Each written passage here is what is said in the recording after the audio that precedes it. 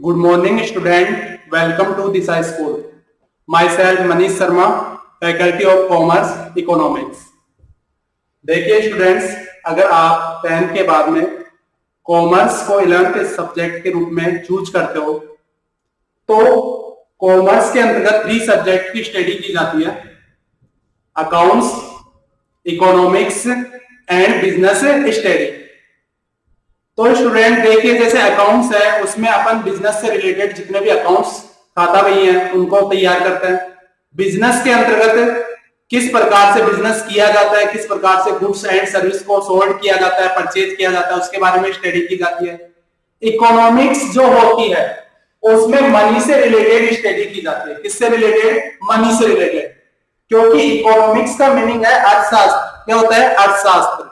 अर्थ plus शास्त्र, यानी अर्थ means money, शास्त्र मीन्स स्टडी, यानी ऐसी स्टडी जिसमें मनी से रिलेटेड एक्टिविटीज की स्टडी की जाती है उसे इकोनॉमिक्स के नाम से जाना जाता है।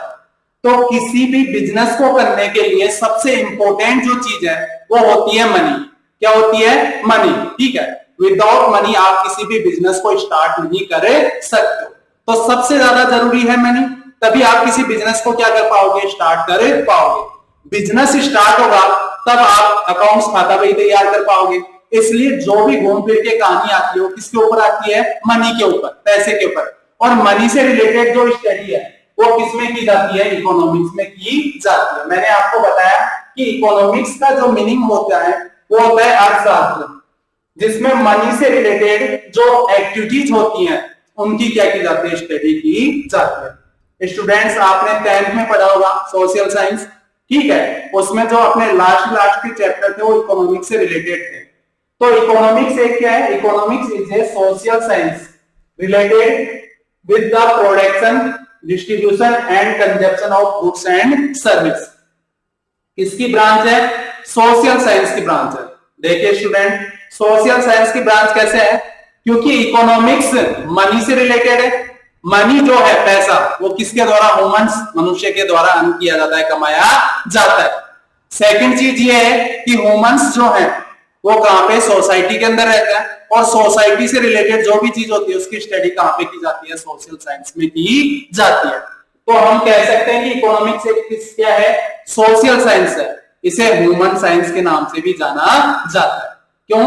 क्योंकि इसके अंतर्गत ह्यूमंस की स्टडी की जाती है, एनिमल्स की स्टडी नहीं की जाती है।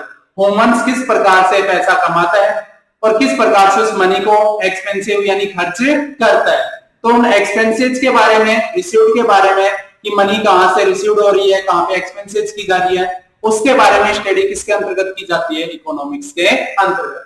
तो इकोनॉमिक्स एक सोशल साइंस है क्योंकि इसमें सोसाइटी में रहने वाले ह्यूमंस की स्टडी की जाती है। Related with the production, production यानी इसके अंतर्गत क्या देखा जाता है इकोनॉमिक्स में? किस प्रकार से गुड्स एंड सर्विस को प्रोड्यूस किया जाता है, यानी उन्हें उत्पादित किया जाता है। किस प्रकार से गुड्स एंड सर्विस को रिटेलर एंड होलसेलर के माध्यम से डिस्ट्रीब्यूट किया जाता है। फिर वह गुड्स एंड सर्विस किसके पास पहुंचती है? कंज्यूमर के पास, और कंज्यूमर उस गुड्स एंड सर्विस को क्या करता है? कंजप्शन करता है, अपने यूज में लेता है। इस प्रकार इकोनॉमिक्स में इकोनॉमिक एक्टिविटीज की स्टडी की जाती है। जैसे प्रोडक्शन है, गुड्स एंड सर्विस का प्रोडक्शन करना, उनको डिस्ट्रीब्यूट करना, और फिर गुड्स एंड सर्विस को क्या किया जाता है? कंज्यूम किया जाता है। देखिए स्टूडेंट, जैसे फैक्टर्स हैं तो इनके बारे में अपन स्टडी करेंगे। गुड्स एंड सर्विस जो है, जैसे ये एक मैंने डायग्राम बना रखा है, ये सर्कुलर फ्लो ऑफ इनकम का है। किसका है? सर्कुलर फ्लो ऑफ इनकम का। इसके अंतर्गत क्या है स्टूडेंट? जैसे गुड्स एंड सर्विसेज है, ठीक है, गुड्स एंड सर्विसेज को प्रोड्यूस करने का कार्य किसके द्वारा किया जाता है? फर्म के द्वारा किया जाता है। किसके द्वारा किया जाता है? फर्म के द्वारा किया जाता है। देखिए, 2 सेक्टर होते हैं इकोनॉमी में। कौन कौन से सेक्टर हैं? एक हाउस होल्ड सेक्टर और एक फर्म सेक्टर। 2 सेक्टर पाए जाते हैं, एक हाउस होल्ड सेक्टर और दूसरा सेक्टर कौन सा पाया जाता है? फर्म सेक्टर पाया जाता है। फर्म्स के द्वारा गुड्स एंड सर्विस को क्या किया जाता है? प्रोड्यूस किया जाता है, प्रोडक्शन किया जाता है, फिर उन्हें सेल किया जाता है।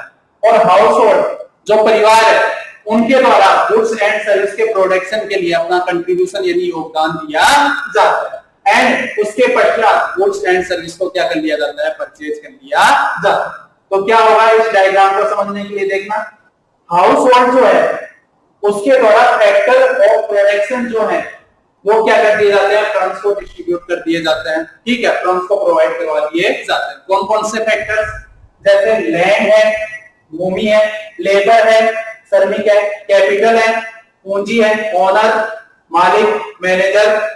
ठीक है, जो प्रबंधक है, जैसे land, labour, capital, owner, manager, ये सभी गुड्स एंड सर्विस का प्रोडक्शन करने के लिए यूज में लिए जाते हैं। तो ये सारे फैक्टर, जो भी फैक्टर्स हैं, ये हाउस होल्ड परिवार के लोगों के द्वारा किसको, फर्म को प्रोवाइड करवा दिए जाए। और फर्म इन फैक्टर्स के बदले में, ठीक है, हाउस होल्ड को क्या दे देगी, जैसे किसी ने लैंड दिया है, ठीक है, लैंड के बदले में उसको क्या दे दिया जाएगा, रेंट, किराया दे दिया जाएगा। लेबर है तो लेबर के बदले में वेजेज, मजदूरी दे दी जाएगी। मैनेजर है तो मैनेजर को सैलरी दे दी जाएगी। ठीक है, कोई ओनर है तो उसे प्रॉफिट दे दिया जाएगा।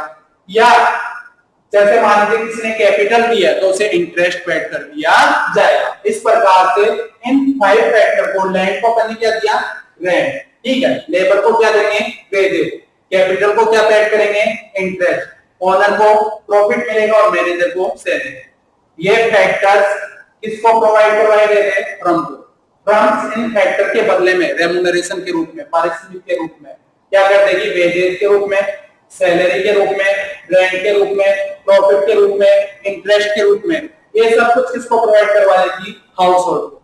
अब हाउस होल्ड जैसे अपने जैसे परिवार है, अपन लोग हैं, तो हाउस होल्ड को क्या मिलेगी, इनकम मिलेगी, और वो इस इनकम को क्या कर देगा, कंजप्शन के रूप में क्या कर देगा, एक्सपेंडिचर यानी खर्च कर देगा। वो इस पैसे को खर्च कर देगा। ये पैसा रिटर्न किसके पास चला जाएगा, फर्म के पास, और फर्म इस पैसे के बदले में हाउस होल्ड को क्या प्रोवाइड करवा देगी, गुड्स एंड सर्विसेज। इस प्रकार से क्या हुआ कि सबसे पहले हाउस होल्ड ने फैक्टर ऑफ प्रोडक्शन किसको दिए, फर्म को। फर्म्स उन फैक्टर के बदले में उनको क्या कर देती है, रेम्युनरेशन प्रोवाइड करवा देती है, वेजेज के रूप में, सैलरी के रूप में, रेंट के रूप में, प्रॉफिट के रूप में, इंटरेस्ट के रूप में। अब ये जो पैसा है, मनी है, ये हाउस होल्ड के पास आ गया। अब हाउस होल्ड इस पैसे को क्या कर देगा, कंजप्शन के लिए खर्च कर देगा, और ये पैसा किसके पास चला जाएगा, वापस फर्म के पास। फिर फर्म इस पैसे के बदले में, मनी के बदले में उनको क्या प्रोवाइड करवा देगी, गुड्स एंड सर्विसेज। इस प्रकार से ट्रांजैक्शन चलता रहता है, और इसे इकोनॉमिक्स में क्या किया जाता है, शामिल किया जाता है। तो इकोनॉमिक्स एक सोशल साइंस है, ह्यूमन साइंस है, जो मनी से रिलेटेड है। इसमें मनी से रिलेटेड जितनी भी वर्क होते हैं उनकी स्टडी की जाती है। पैसा कहां से आता है, रिसीव्ड होता है, और कहां पे एक्सपेंसेस किया जाता है, उन सारी चीजों की स्टडी किसमें की जाएगी, इकोनॉमिक्स में। ठीक है, और इसके अंतर्गत जो इकोनॉमिक्स का मेन मीन है वो यही होता है कि मनी प्लस स्टडी, अर्थ प्लस शास्त्र। इसमें मनी से रिलेटेड एक्टिविटीज की क्या की जाती है, स्टडी की जाती है। और आज के युग में देखा जाए तो मनी के बिना, विदाउट मनी कोई भी वर्क नहीं किया जा सकता है। अपन कोई भी बिजनेस करेंगे, ठीक है, कोई भी ट्रांजैक्शन करेंगे, कोई भी अपन बिजनेस के लिए अकाउंट्स खाता भी तैयार करेंगे, तो कब होगा, जब अपने पास में पैसा होगा, मनी होगी। तो सब कुछ डिपेंड किसके ऊपर है, इकोनॉमिक्स के ऊपर, मनी के ऊपर। ठीक है स्टूडेंट्स, थैंक्स।